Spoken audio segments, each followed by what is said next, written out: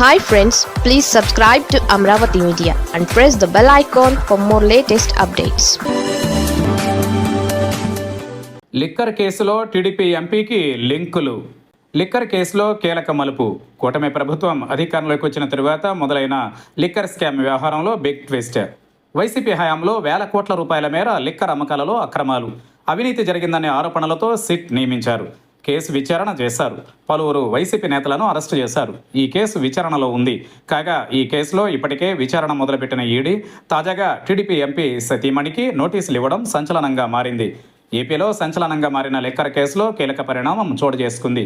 ఇప్పటి వరకు వైసీపీ నేతలు, వారి సన్నిహితులకే పరిమితమైన విచారణ ఇప్పుడు టీడీపీ ఎంపీల కుటుంబ సభ్యుల వద్దకు చేరింది. ఈ కేసులో ఈడీ ఇప్పటికే సిట్ గుర్తించిన ఆర్థిక లావాదేవీలపైన విచారణ చేస్తోంది. తాజాగా టీడీపీ విజయవాడ ఎంపీ కేశినేని చిన్ని సతీమణికి ఈడీ నోటీసులు జారీ చేస్తుంది.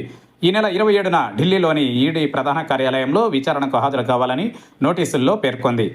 ప్రైడ్ ఇన్ఫ్రాకాన్ ఎల్ఎల్పి కంపెనీతో రాజ్ కసిరెడ్డికి జరిగిన ఆర్థిక లావాదేవీలు, ఆర్థికపరమైన లింకులపై ఈడీ ఆరా తీస్తోంది. లిక్కర్ స్కామ్ లాభాల్లో షేర్ ఉన్నట్టు ఈడీ అనుమానం వ్యక్తం చేస్తోంది. గతంలోనూ జానకి లక్ష్మికి ఈడీ సమన్లు జారీ చేసింది. కాగా ఇప్పుడు తాజాగా మరోసారి సమన్లు జారీ చేసిన ఈడీ విచారణకు రావాలని స్పష్టంగా పేర్కొంది. మనీ లాండరింగ్, ఎవరితో లావాదేవీలు జరిగాయి, ఆర్థిక నెట్వర్క్, ఎవరి ఖాతా నుంచి ఎవరికి నగదు బదిలీ జరిగింది ఆరా తీస్తున్నారు. గతంలో ఈ కేసు విచారణ సమయంలోనే రాజ్ కేశిరెడ్డితో కేశినేని చిన్ని కుటుంబంతో ఉన్న ఆర్థిక లావాదేవీలపైన రాజకీయంగా చర్చ జరిగింది. ఇప్పుడు సమన్లు జారీ చేయడంతో రాజకీయంగా కొత్త చర్చ మొదలైంది.